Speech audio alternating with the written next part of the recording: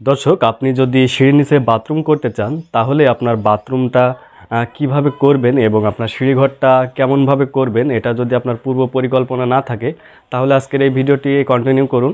আপনাদেরকে এই ভিডিওতে ফুল প্রসেস দেখাবো যে একটা সিঁড়ির নিচে বাথরুম করতে হলে সিঁড়িটা আসলে কেমন হওয়া প্রয়োজন এবং সিঁড়িঘরটা আপনি কিভাবে করবেন, করলে সিঁড়ির নিচে একটা পারফেক্ট বাথরুম হবে সেটাই আজকে দেখতে পাবেন।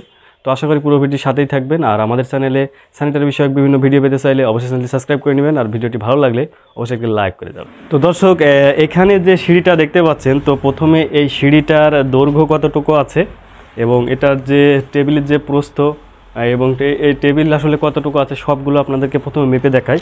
তো এখানে যে আপনার সিঁড়িটা রয়েছে সেই সিঁড়িটার দৈর্ঘ্য সর্বপ্রথম আপনাদেরকে দেখাচ্ছি। তো এখানে সিঁড়িটার দৈর্ঘ্য আছে 12 ফিট এবং এই সিঁড়িটার যে প্রস্থ,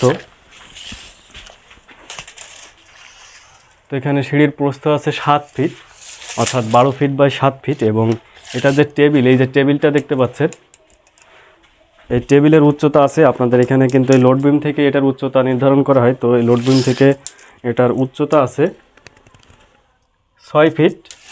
আর এই জায়গায় আপনারা এই যে টেবিলটা দেখতে পাচ্ছেন, টেবিলের যে প্রস্থ সেটা আছে এখানে 2.5 ফিট। আর এখানে আপনার বাথরুমের যে পজিশনটা তৈরি করা হয়েছে সেটা আপনাদেরকে দেখা, এখানে দেখতেই পাচ্ছেন যে বাথরুমের জন্য গাঁথনি দেওয়া আছে। তো এখানে এটার দৈর্ঘ্য আছে 7 ফিট এবং এটার যে প্রস্থ আছে সেই প্রস্থটা আছে এখানে 5 ফিট 4 ইঞ্চি।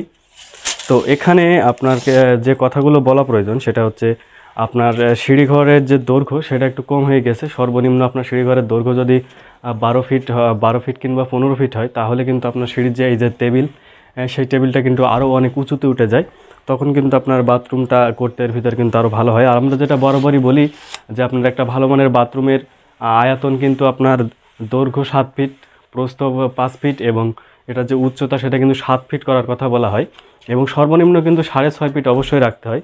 তো এখানে কিন্তু আসলে সব ঠিক আছে, এটা কিন্তু 5.5 ফিট আছে প্রস্থ, দৈর্ঘ্য আছে কিন্তু আপনার 7 ফিট। কিন্তু সমস্যা যেটা সেটা হচ্ছে এটার উচ্চতা, অর্থাৎ সিঁড়ির নিচে আপনি যখন বাথরুম করতে যাবেন তখন কিন্তু বারবারই আপনার এই সমস্যাটা কিন্তু ফেস করতে হয়। সেটা হচ্ছে আপনার এটার যে উচ্চতা সেটা কিন্তু অনেকাংশই কমে যায়। তো কেন কমে যায় সেটা আপনাদেরকে দেখাচ্ছি এবং কিভাবে করলে আপনার এই উচ্চতাটা বাড়বে সেটাও আপনাদেরকে দেখাবো। তো আপনারা যদি খেয়াল করেন এখানে আপনার এই যে প্রত্যেকটা ধাপ দেখতে পাচ্ছেন, তো এখানে ধাপগুলো আপনাদেরকে দেখাই। এটা আছে 10 ইঞ্চি বাই 6 ইঞ্চি। তো এই ধাপগুলো যদি আপনার এখানে একটু ছোট করা হতো, অর্থাৎ আপনার এটা যদি 9 ইঞ্চি করা হতো এবং এটার যদি উচ্চতা একটু বেশি করা হতো, এখানে 7 ইঞ্চি করা হতো কিংবা 8 ইঞ্চি করা হতো, তাহলে কিন্তু ধাপটা একটু উঁচু উঠতো এবং কিছুটা ধাপ কিন্তু কমে আসতো। তো কমে আসলে কিন্তু আপনার ওই যে টেবিলটা দেখতে পাচ্ছেন ওইখানে যে টেবিল রয়েছে সেটা কিন্তু আরও উঁচু উঠে যেত। আরেকটা জিনিস আপনারা খেয়াল করেন, আমাদের ঘরের যে লিংটন, এই যে লিংটন দেখতে পাচ্ছেন, এই লিংটনগুলো কিন্তু সচরাচর আমাদের 6.5 ফিট থেকে 7 ফিট উচ্চতায় হয়, যেটা কিন্তু আপনার দরজা লাগানোর জন্য কিন্তু এটা করা হয়। তো এখানে আপনার রয়েছে হচ্ছে 6.5 ফিটাই আছে। তো আপনার এইটা যদি আপনারা আবার একটু লক্ষ্য রাখেন, অর্থাৎ আপনার ঘরের যে লিংটন বা এই দরজার যে হাইট এটা যদি খেয়াল করেন করে যদি আপনারা ওই টেবিলটা দেন তাহলে কিন্তু আবার সমস্যা হয় না। তো সেটা কীভাবে হয় না আপনাদেরকে দেখাচ্ছি। এইখানেও কিন্তু এই সেম উচ্চতায় কিন্তু লিংটন দেখতে পাচ্ছেন। তো এখানে এই যে লিংটনটা রয়েছে দেখেন, এই লিংটনের অনেক নিচেতে, অর্থাৎ 1 ইট নিচেই কিন্তু আপনার এই আসলে স্ল্যাবটা করা বা এখানে যে আপনার টেবিলটা সেটা কিন্তু 1 ইট নিচে দেওয়া, অর্থাৎ লিংটনের নিচে দেওয়া। তো এই টেবিলটা যদি এই লিংটনের সাথে ঢালাই দেওয়া যায় সেক্ষেত্রে কিন্তু আপনার এই টেবিলের উচ্চতা কিন্তু এখানে আরও প্রায় 6 ইঞ্চি থেকে 8 ইঞ্চি বেড়ে যেত। তার কারণ সেটা হলে কিন্তু আপনার বাথরুমের যে আমাদের যে উচ্চতা সেটা কিন্তু একদম ফুলফিল ঠিক ছিল, অর্থাৎ 6.5 ফিট কিন্তু অবশ্যই কিন্তু 6.5 ফিট আমাদের উচ্চতা চলে আসতো, তখন কিন্তু আপনার তার নিচে বাথরুম করার জন্য একটা পারফেক্ট মাপ চলে আসতো। তো শুধু তাই নয়, আপনার যখন আপনার এই টেবিলটার উচ্চতা একটু বাড়তো এবং আপনার এই ধাপগুলো একটু ছোটো করা হতো তখন কিন্তু এই যে টেবিলটা দেখতে পাচ্ছেন টেবিলের প্রস্থটা কিন্তু আরও সরে আসতো। অর্থাৎ এখানে আপনার যেটা আমি বললাম যে এখানে কিন্তু আড়াই ফিট কিন্তু জায়গা আছে টেবিলের, তো তখন কিন্তু আরও বেড়ে যেত। অর্থাৎ আপনার এটা সর্বনিম্ন কিন্তু 3 ফিট থেকে 3.5 ফিট রাখতে হবে, তাহলে কিন্তু আপনার বাথরুমের ভেতরে ভালোভাবে আপনি এটা ইউজ করতে পারবেন।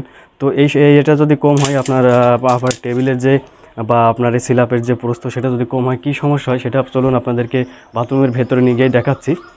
তো দর্শক, আমি আপনাদের যেটা বলছিলাম, আপনারা এখানে যে টেবিলটা রয়েছে সেটা কিন্তু 2.5 ফিট আছে।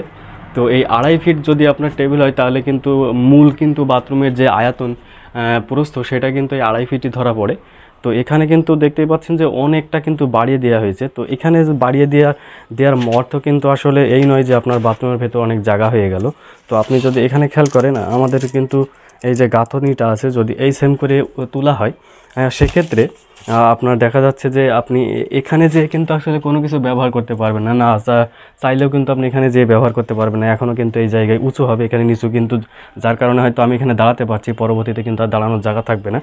তো এখন আপনাদেরকে বলি, এখানে যদি আমরা প্যান বসাই, তো প্যান বসালে আমাদের প্যানের পেছনে সাইডে যদি 11 ইঞ্চিও রাখা হয় তাহলে কিন্তু প্যানটা দেখা যাচ্ছে প্রায় এই পর্যন্ত চলে আসবে। তো এই পর্যন্ত যখন প্যান চলে আসবে, তো তখন কিন্তু একটু উঁচু মানুষ, আমি হয়তো একটু ছোটোখাটো মানুষ, তারপরেও এখানে যেহেতু এখনও মাটি অনেক ডাউন, অর্থাৎ 1 ফিট প্রায় ডাউন, তো এখন যদি 1 ফিটে উঁচু হয়ে দাঁড়ানো হয় তাহলে কিন্তু এই যে টেবিলের যে ধাপটা নেমে গেছে, এই ধাপটা কিন্তু এখানে আমাদের মাথায় বাঁধার সম্ভাবনা 100তে 100। তার কারণে কিন্তু আপনার এই যে টেবিলটা রয়েছে, এই টেবিলটা কিন্তু অবশ্যই কিন্তু বাড়িয়ে দিতে হবে, আর সর্বনিম্ন কিন্তু 3.5 ফিট করতেই হবে।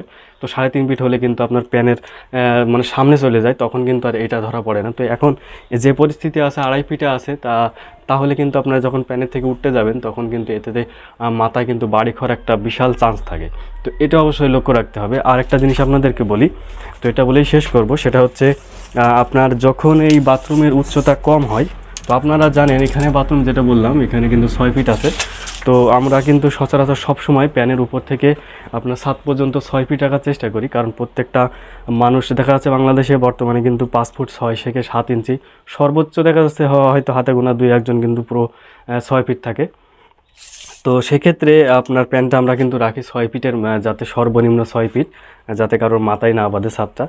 তো এখানে আপনার আমরা যখন এই 6 ফিটেই রাখবো তখন কিন্তু আমাদের এই সাইডে যে চেম্বারটা করব, আপনারা জানেন এখানে কিন্তু প্যানেলের জন্য বা লোকোমোটিভের জন্য চেম্বার হয়, সেটা কিন্তু অবশ্যই আপনার 4 ইঞ্চি থেকে 6 ইঞ্চি আপনার উঁচু করা লাগে প্যানের গোসলের সাইড থেকে। তো এখানে যে আমাদের যেহেতু আছে এই যে লোড বিম দেখতে পাচ্ছেন, লোড বিমের উপর থেকে কিন্তু এটা 6 ফিট, তো আমাদের প্যানটা কিন্তু একেবারে লোড বিম সেম করে বসানো লাগবে।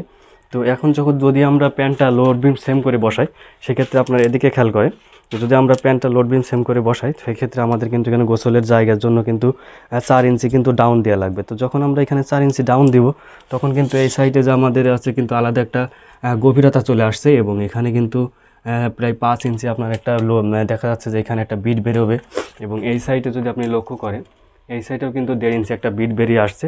তো এটাতে কি হবে, এটাতে হবে আপনি যখন এখানে ট্যাপ লাগাবেন, ট্যাপটা কিন্তু আপনার দেখা যাচ্ছে যে বালতি থেওয়ার জন্য যে পানিটা যখন পড়বে তখন কিন্তু সেটা থুতেও কিন্তু সমস্যা হবে, অর্থাৎ পানিটা কিন্তু বালতির এক সাইডে পড়বে, ভেতরে পড়বে না। এর জন্য কিন্তু আপনার বা লং যে বিপ কাপগুলো পাওয়া যায় সেগুলো লাগানো লাগবে। শুধু তাই না, আপনার এর ভেতরে জায়গাটাও কমে যাবে। তারপরে আপনার যে টাইলস খরচ, আপনার যদি একটা লেভেল থাকে সেক্ষেত্রে কিন্তু টাইলসের কাটিং টাইলসটা লাগে না, সেক্ষেত্রে কিন্তু আপনার এখানে কাটিং টাইলস দিয়ে কিন্তু এটা মেজারমেন্ট দিতে হবে বা সম্পূর্ণ করতে হবে কাজটা, সেক্ষেত্রে কিন্তু আপনার টাইলসের যে খরচ সেটাও কিন্তু বেড়ে যায়। তো এইভাবে কিন্তু আপনার বাথরুমের খরচটা কিন্তু অনেকটা বেড়ে যাবে। আর একটা জিনিস আপনারা এখানে লক্ষ্য করেন, বাথরুম যখন আমরা যখন বাথরুম করি তখন কিন্তু আমাদের এখানে কিন্তু ভেন্টিলেশনের ব্যবস্থা রাখতে হয়, এই সাইডে না হলে এই সাইডে। তো সিঁড়ির নিচে আসলে কিন্তু কোনো ভেন্টিলেশনের ব্যবস্থা আমরা যেগুলো বাথরুম করেছি সিঁড়ির নিচে অধিকাংশ বাথরুমে কিন্তু এই ব্যবস্থাটা থাকে না, পরবর্তীতে কিন্তু আবার এখানে ইট ভেঙে কিন্তু ব্যবস্থাটা করতে হয়। তো আপনাদের কাছে অনুরোধ থাকবে, আপনারা যদি সিঁড়ির নিচে বাথরুম করতে চান সেক্ষেত্রে অবশ্যই কিন্তু পূর্ব পরিকল্পনা নিয়ে বাথরুমটা করবেন, মানে সিঁড়িটা তৈরি করবেন, এবং গাঁথনি দেওয়ার সময় এখানে অবশ্যই সর্বনিম্ন 1.5 ফিট বা 1 ফিট আপনার ভেন্টিলেশন রাখার ব্যবস্থা করবেন, তাহলে কিন্তু বাথরুমের ভিতরে যথেষ্ট আলো বাতাস আপনারা পাবেন। তো এই হচ্ছে মোটামুটি আলোচনা ছিল আজকে সিঁড়ি নিচে বাথরুম করার সম্পর্কে। তো এটা সম্পর্কে যদি আরও বিস্তারিত জানতেন আমাদের কমেন্ট করতে পারেন, আর ভিডিওটি ভালো লাগলে এক্ষুনি একটি লাইক দিয়ে যাবেন, আর পরবর্তীতে আমাদের চ্যানেলে স্যানিটারি বিষয়ক বিভিন্ন ভিডিও পেতে চাইলে অবশ্যই চ্যানেলটি সাবস্ক্রাইব করে আমাদের সাথেই থাকবেন।